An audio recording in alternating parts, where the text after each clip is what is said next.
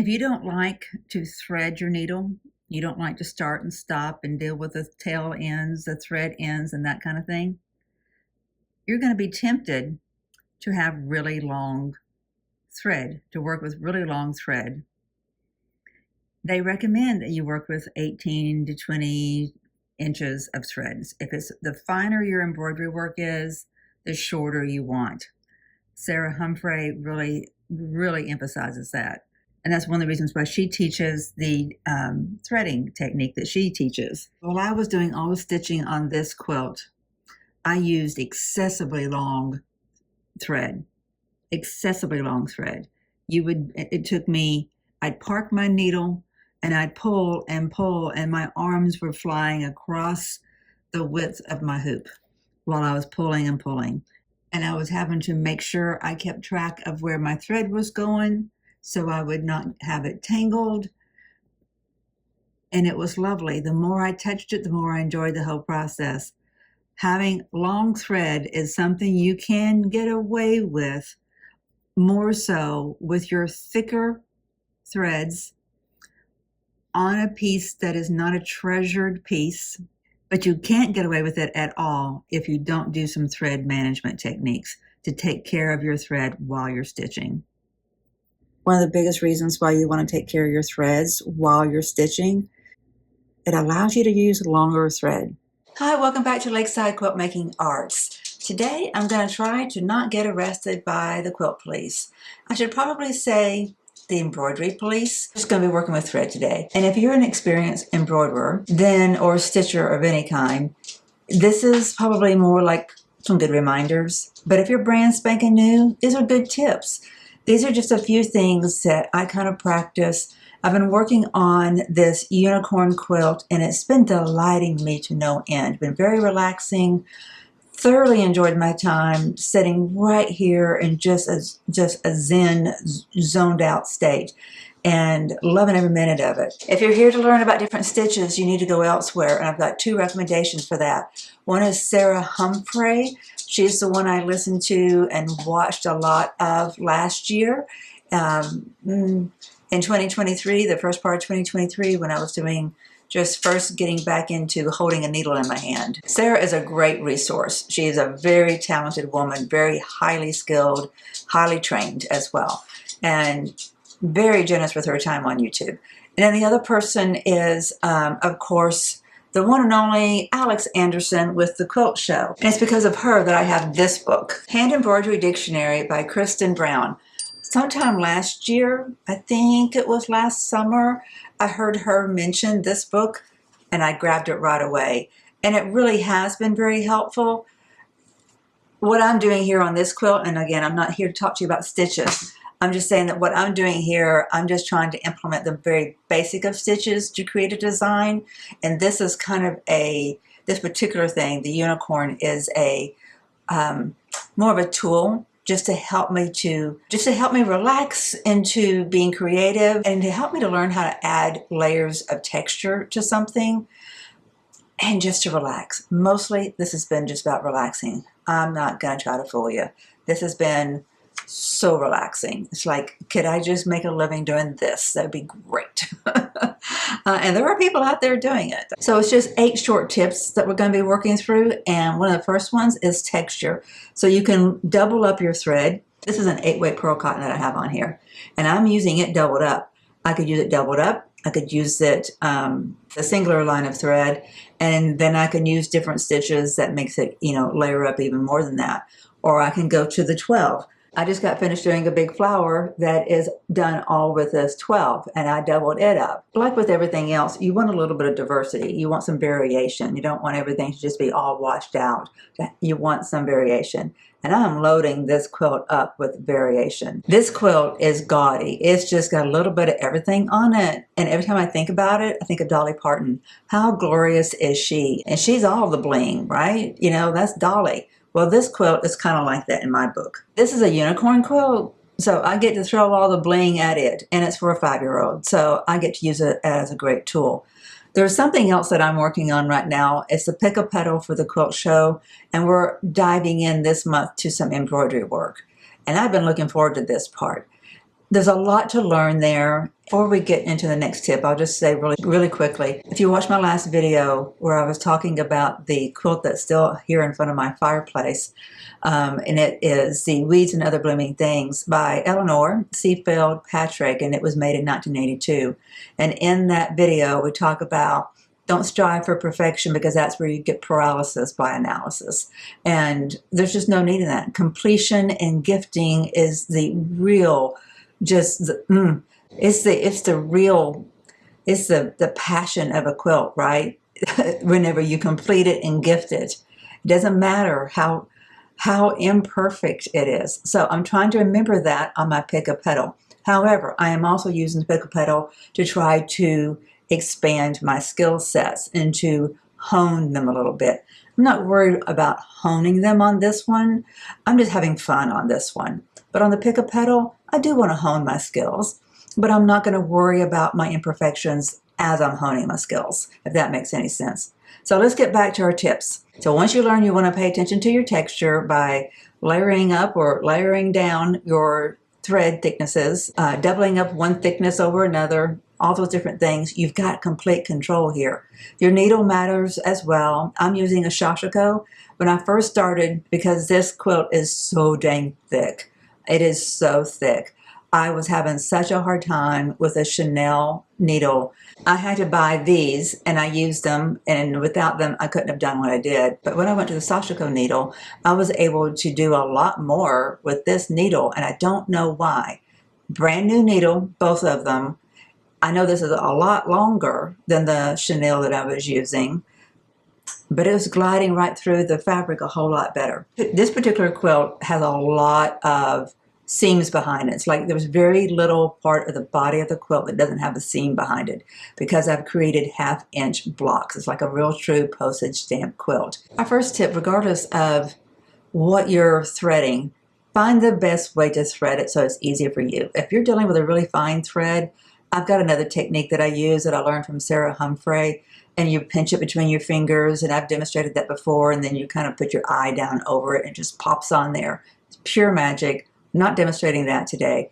I'm just showing you there is no shame in the game of using our needle threaders. And I learned, I think just yesterday, that you can get these that are super fine.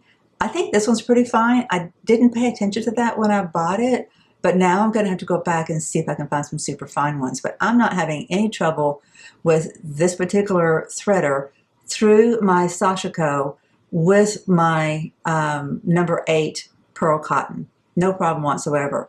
And I even had one period of time where I put it through double using this. Still no problem. The next tip we have, when we're pushing our needle, we're going to push with our thimble on the back end of the needle, and it's going to be freed of our threads. We want our needle to glide through without us pushing on our threads. We want to take care of our thread. We don't want it fraying and splitting and breaking, either while we're creating our work of art or after we gift it. We don't want it to fall apart or just be frayed.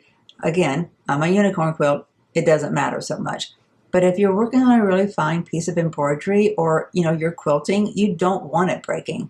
So be kind to your thread. If you're going to sum up this video, it is that one thing right there. Be kind to your thread through the entire stitching process. Some of the things I'm going to show you, you're going to think is going to be extra. That's, oh, she's just too extra. No. It is a zenful experience, much like, just think of yourself like a weaver.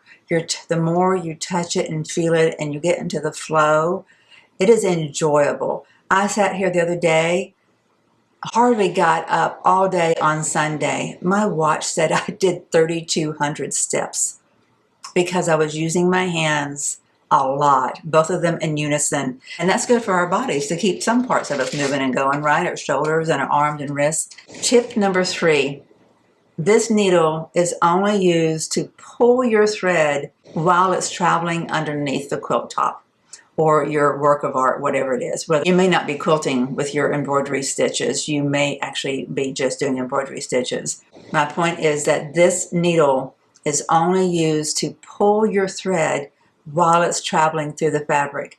As soon as you get it up from the fabric, then you want to grab it there and then use your other fingers to deflect the tension on that. And I do that all the time.